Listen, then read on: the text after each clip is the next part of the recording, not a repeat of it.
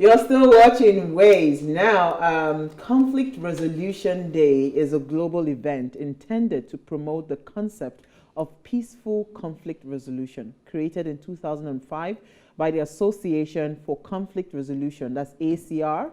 It is now an annual celebration, primarily an educational event. The main purpose of Conflict Resolution Day is to increase awareness of the various peaceful, non-violent methods of conflict resolutions available, such as mediation and arbitration. Now, in addition, the ACR hopes to promote their use in various different avenues of life, including in schools, workplace, within the legal system, and even amongst family. Spend a day today, if you've not done that or you don't know anything about it, learning about the contributions of some great peaceful conflict mediators today.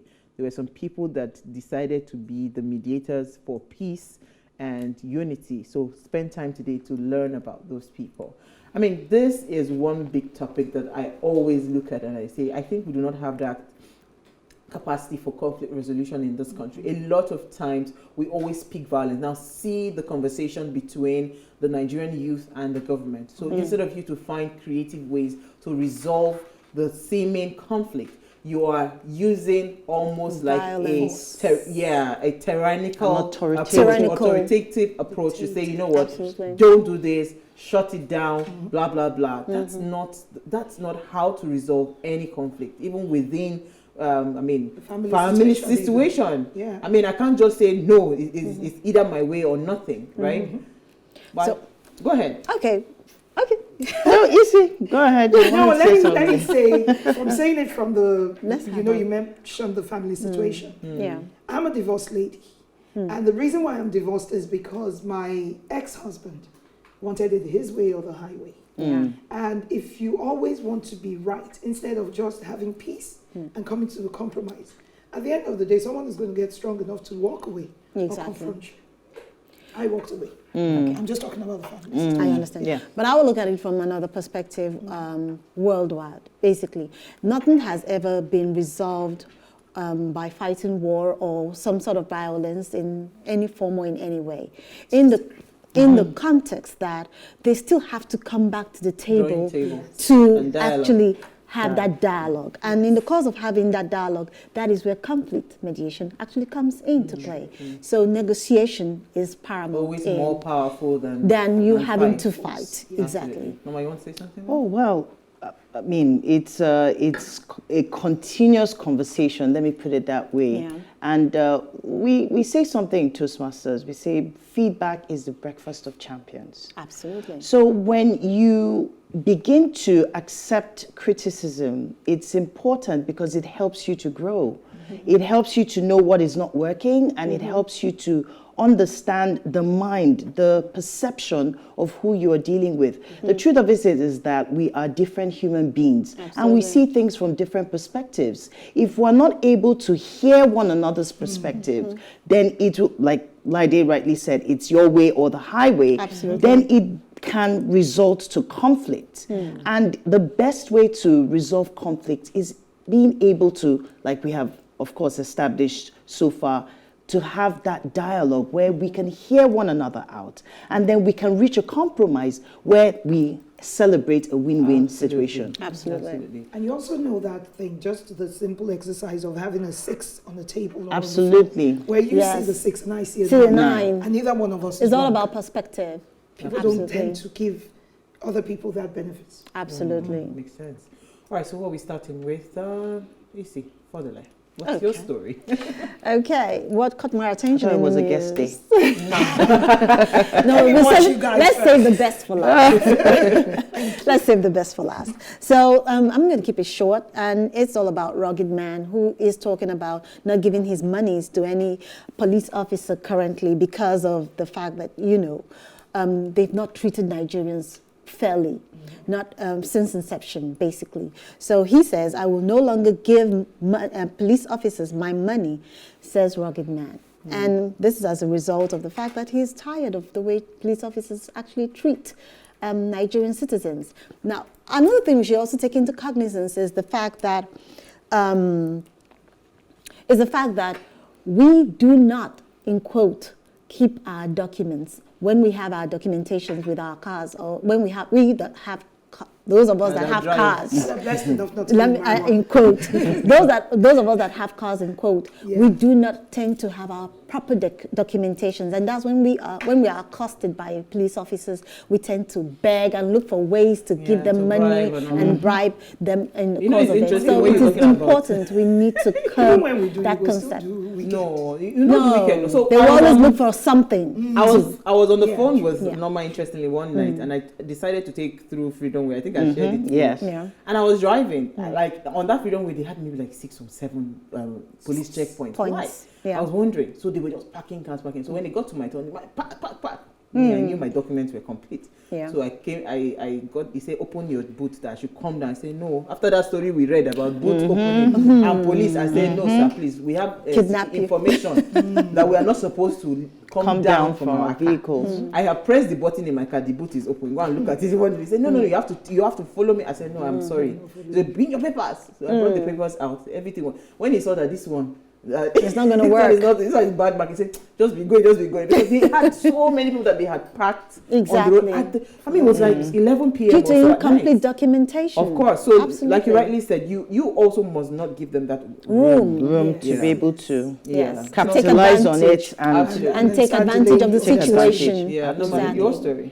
All right, mine is an ongoing story, I think, because it's from the Punch, and it has to do with what happened in Ebonyi State today, where schools and markets and banks and shops were shut down over IPOB sit-at-home order in Ebonyi State.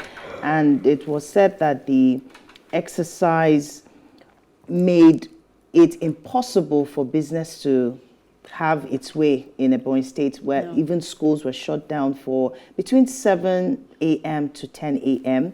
and they were asked to sit at home with nobody moving around. It's still, we are yet to discover what exactly happened, but I hear stories about the fact that because Nnamdi Kanu was being arraigned today in court, that's part of the reason why this sit-at-home has taken place today, but we will find out more.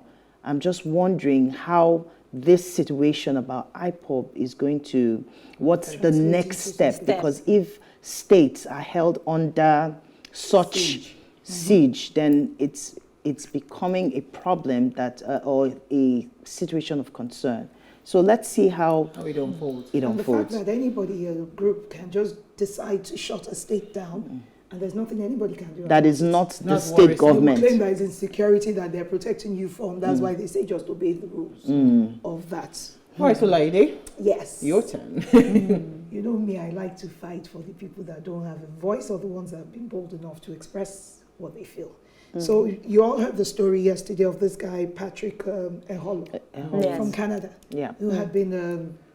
he was trying to talk to the journalist and manhandled by the police. I mean, we're still talking about EndSARS. This is an anniversary of what allegedly ended lives of people. Exactly. They haven't been compensated, and then you're harassing somebody yet again. Well, he's been released today, thankfully. But the point is, it never should have happened. In the first place. Keep happening. I mean, I have children that are grown. If they were in Nigeria, I would assume with the kind of mindset they have, they would have wanted to come out for a protest, right? Should we be afraid that every time we have something to say, to speak up, we're going to get shot? And their children, the ones that give the orders, are never on the roads. Absolutely. Meanwhile, some of them also realize that we're fighting for the same cause, but because of Rankadede and what they will get from these bosses, they don't do any speaking up. You know, the interesting thing about this Patrick guy, you know, he kept saying that he left heaven and came to hell. I mean, and you know, you could see in the video that was flashed, his phone had been damaged by the police. So who was going to pay for those damages? You remember when Mr. Macaroni was manhandled when he came out for that other protest? As well. Yes, when he came out for the protest, the one after the October protest, there was another protest. Another one that you know, I think it was when they wanted to reopen the toll gate. I can't remember what was the reason for that protest. His phones too were broken. I mean, they were destroyed. So I mean, this situation of mistreating. I mean, if you had listened to the video, you know, he was saying that even if you are arrested, bro, you are not supposed to just, you know, take their possessions. Yeah, you not even only the possessions. You can't just manhandle people because you are arresting them. There should be some level of decorum. He said there was no place to pee, there was no whatever. Yes. You know, I mean, it's sad. We've known this for decades. It's never changed in Nigeria. For somewhere like America where it happens, there's compensation to be paid. Absolutely. Yeah. By the time the police station is being charged, Sued. sued and charged millions, Yes. they start sitting up. They Yeah. sit up. Nobody does anything, and we have a legal system. Yeah. It's all about the All right, execution so at where the end this of the day. police, why I'm taking this story, because it's quite interesting, and I'm just saying, for those that are listening, whoever sent police people to go and stay at the Lekki toll gate for 2 weeks, I mean, I think you'll be more needed where I'm about to say now. So the Senator Shehu Sani claimed that Bandit attacked the Kaduna-Abuja train. They planted explosive, and that explosive damaged the train track, and they also opened fire on the driver. So it says yesterday, he tweeted this about 9 hours ago. So yesterday, Bandit attacked the Kaduna-Abuja train. They planted an explosive that damaged the rail track and shattered the windshield of the train engine. They also opened fire, targeting the driver and the tank. It happened between Dutse and Regina station.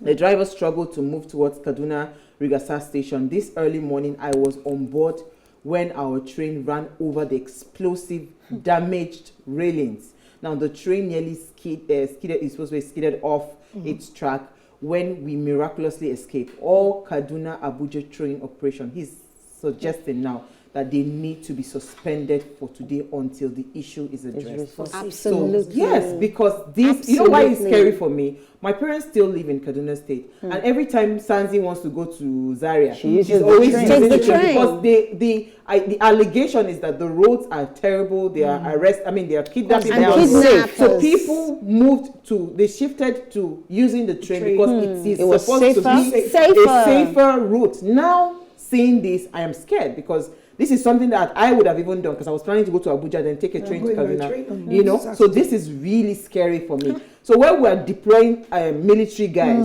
to a toll gate that has no issues in terms of like security threat, know that there are real security issues, and this is where we need these people to be deployed. Absolutely. All right, so on that note, we're going to take a break. We're talking criticism today. All the way. Stay with us. We'll be right back.